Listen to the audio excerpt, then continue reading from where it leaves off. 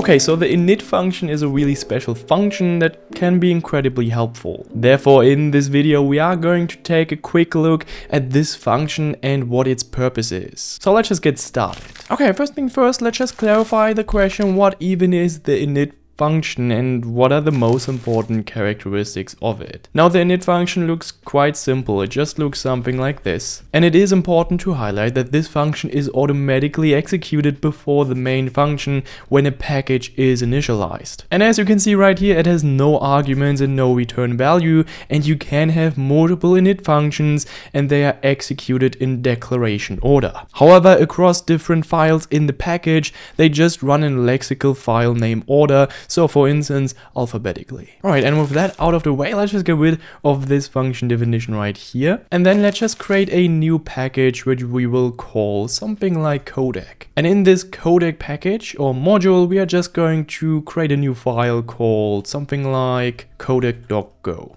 And obviously we declare the package up here, which will be codec. And then let's just create a new file here in the codec package as well, which we will call json.go. And this will be the codec package as well. Okay, so let's just first implement the codec implementation. Now this is a really simplified example of using these init functions. And clearly there are some downsides and some disadvantages of using this init function. So it's highly encouraged that we do not really overcomplicate the init function. So really we try to keep it clean, don't have any kind of complex side effects, IO or anything where debugging can become difficult. But I will probably make a separate video just about that. Okay, so let's just create a really central lookup table, which we will call registry. And here we will just use the make function and then we will say map and the keys are strings and the values will be codec. Now codec is an interface.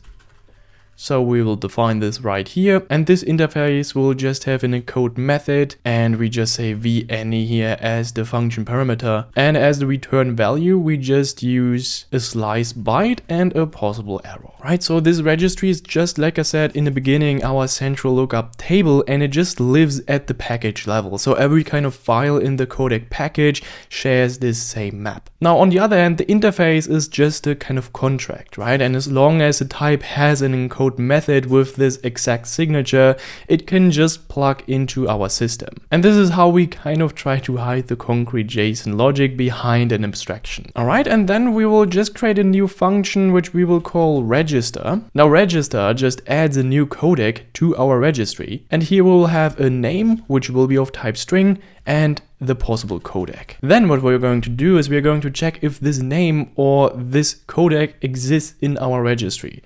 So what we could do is just something like this, right, exists. So we basically just check if the name or codec actually exists in the registry. And if it basically does exist, we just want to panic right here. So we say panic fmt.sprintf codec %q already registered. And then we say name. Now panicking is kind of acceptable right here, but obviously it makes testing a bit harder. So be aware that you don't or try not to use panic in production at all. But we are just using panic right here just to simplify things and get straight to the init function. And then if the codec does not exist in our registry, we will just say registry add name. So we want to save this registry with this name is equal to C. And then we can also have like a function which we will call get. Now this takes in a name which is of type string, and it just returns a codec and a possible boolean. Now get just looks up a codec by its string name, and it just returns the interface, so the caller does not really know or care whether the underlying type is JSON, CSV or something else. And it also returns a boolean whether this codec exists in our registry or not. So we can say C OK, and then we will say registry name, and then easily we will just return this. Alright, now this is our codec implementation. Let's just get to the json.go file, and here we will actually make use of the init function. So what we're going to do is we are just going to have a quick hack in a minute. We will for now just say type JSON and then codec, and then this will be of type struct. So here it just occupies 0 bytes in memory because it has no struct fields and therefore really no state. And we are just really using this to kind of use the codec interface and to just have this encode method in our struct right here. So let's just define this encode method, which just implements the codec interface using the standard library. And obviously we will use the real JSON package here to marshal things or encode things. So we will just say func and then JSON codec and then encode v any, and then this will return a byte slice and a possible error.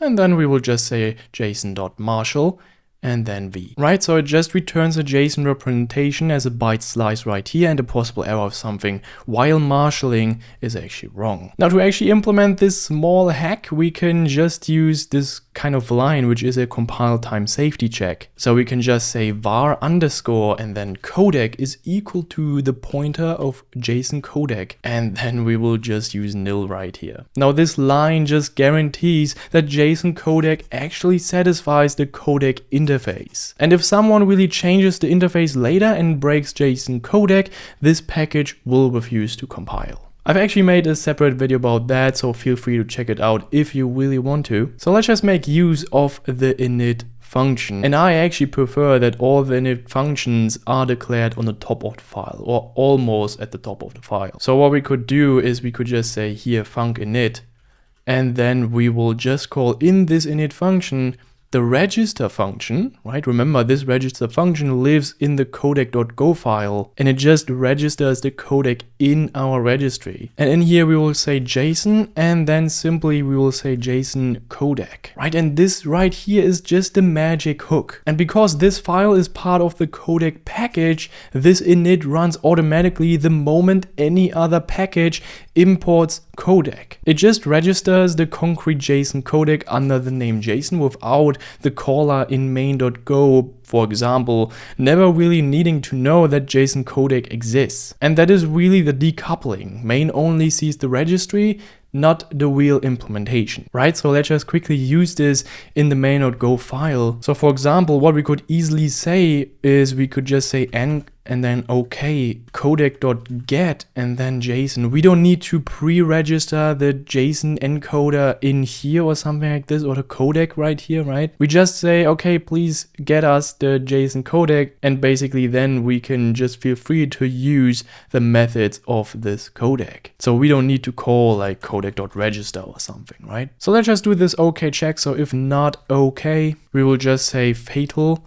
Just for now, just for demonstration purposes, not found, right? And then we will say out error, encode, and then we will just declare a simple map right here. The keys are strings and then integers, events 42 for instance. Now if there was an error, we will just fatal the error, and else we will just basically print the output, right? So right here we are just converting the byte slice into a string, so we can actually see in a human readable way the output of the encoded data. Okay, so again, what is really going on right here? So we are going to import the codec package, and here it really triggers the init function in every Go file inside that package, including the json.go file. Now this really means by the time we hit the first line of the main function, the JSON codec is already sitting in the registry, which in the end means it is ready to use. And that is really the whole trick. The setup happens automatically during the import. And then while we try to say codec.get, we ask the central registry for something called JSON. And it's important to highlight here that we are not really importing any JSON specific package, and we are not really constructing any concrete type. We only know about the codec interface and the registry, right? And then later on the encode method is called, and this really works because init already ran